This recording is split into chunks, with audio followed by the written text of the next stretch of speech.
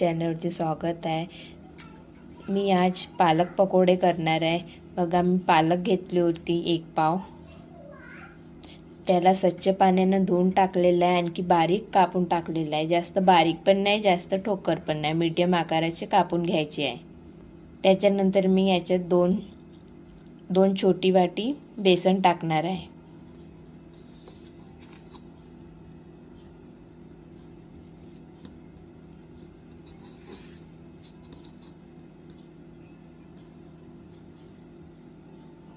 मी 2 चम्मच बेसन टाकलेले आहे। बेसन टाकल्यानंतर मी अर्धा चम्मच तिखट टाकणार आहे न अर्धा चम्मचला कमी हळद पावडर। त्याच्यानंतर स्वादानुसार मीठ। मी बघा एका कढईमध्ये तेल मांडलेलं आहे, गरम झालेलं आहे।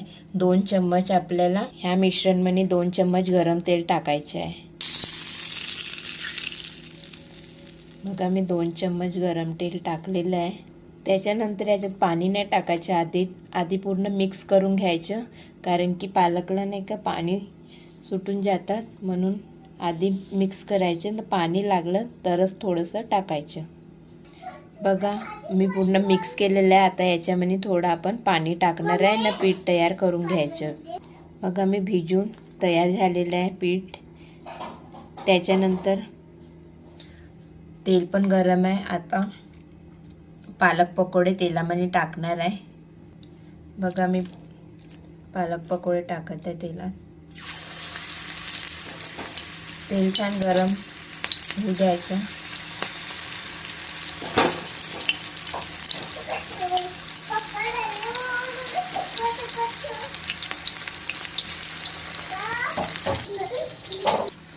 बघा, पकोडे टाकलेले आहे।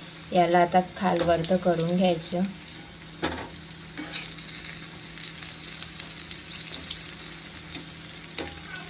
थोडा ब्राऊन कलर येऊ द्यायचं, त्याच्यानंतर काढून घ्यायचं। बघा, पकोडे झाले। आता आपण एका प्लेटमध्ये काढून घ्यायचे आहे।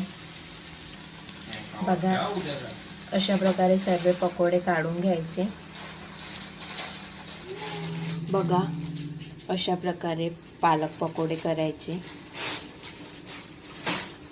छान कडक कडक झालेले आहे, पाहू शकता। अशा प्रकारे करायचे पालक पकोडे। माझी रेसिपी आवडली असेल तर मला लाईक करा। Okay, bye.